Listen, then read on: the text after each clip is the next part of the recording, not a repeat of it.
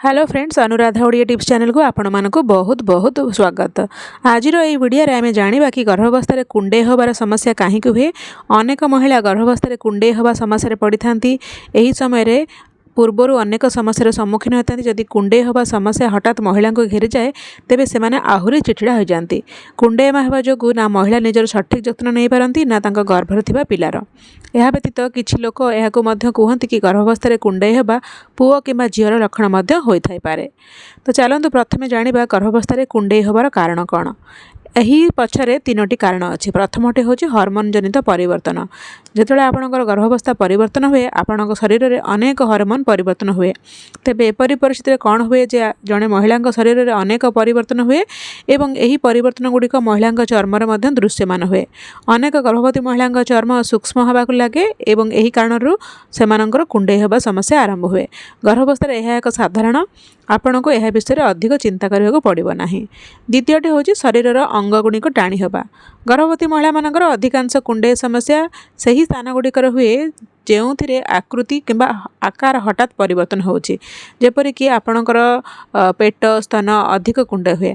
किंतु जदि आपणकर हाथ पाद जंघ कटी किंबा मुहरे कुंडाई होची तेबे एहार कारण अन्य किछि होई पारे। कारण गर्भरे शिशु बढ़िबा सहित एही समस्त स्थान विस्तारित हुए किंबा फुलीजुगा मध्य होई पारे। नेक्स्ट हूँ एक्जिमा समस्या। यह व्यतीत गर्भावस्था कुंडे होबार द्वितीय कारण एक्जिमा हो पारे। गर्भवती महिला माने चिड़चिड़ा एवं कुंडे होबा अभियोग आरंभ करिपारंती। अनेक समय महिला मानक प्रथम थर पर केवल गर्भावस्था एक्जिमा समस्या होता है किंबा यह हो पारे जे आपन को पिलादिन एक्जिमा होता। एपरी परिस्थिति जितेबाला आप गर्भवती तेबे आपन को सेबेठारु एक्जिमा होई नहीं तेबे गर्भावस्था आपन एक्जिमा समस्या घेरी हो पारती। जदि आपणकर पूर्वर एक्जिमा समस्या अच्छी तेबे गर्भावस्था आपणकर यही समस्या आहुरी खराब हो पारे। गर्भावस्था आपन यही एक्जिमा समस्या आपणकर आखिरे ओठ पाखरे किंबा आपणकर बेकरे अधिक पाई पारती।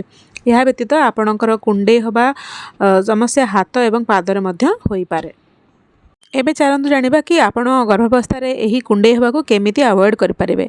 प्रथम जिनसटी हूँ बहुत मात्रा रे पानी पियंतु। जदि आप बेसी पानी पीबे ताहले आपणकर शरीर डिहाइड्रेट हेबो नाही एवं आपण को कुंडे होबा नाही। आपण अधिक समय खरारे बसंतु नाही, खराठू दूरे रहंतु, बाहर को जांतु नहीं, यथा संभव शरीर को ठंडा रखंतु। यह व्यतीत निज पई एक भल मॉइस्चराइजर रखंतु। आपणकर हाथ एवं पादरे मॉइस्चराइजर लगांतु। गाधेबा पूर्वरु आपण पानी रे किछि बुंदा नड़िया तेल मिसांतु एवं एही समय निम पानी मध्य व्यवहार करंतु। सुगंधित साबुन भली सुगंधित जिनस व्यवहार करिया बंद करंतु। आजिकल बहुत सुगंधित जिनस आछि डिओ एसबू यही समय रे आपण सेगुडी को व्यवहार करंतु नाही। तेणु जदि आपण यही जिनस गुडी जत्न नियंती तेबे एवं आपणक शरीर को भल रखंती तेबे आपणकर कुंडाई हवा समस्या बहुत कमी जिवो। किंतु जदि आपणकर एक्जिमा अछि एवं ताहा जड़ा पड़ा सहित बहुत कुंडाई हुए तेबे आपणक संगे संगे डॉक्टर सहित परामर्श करने को पड़ो।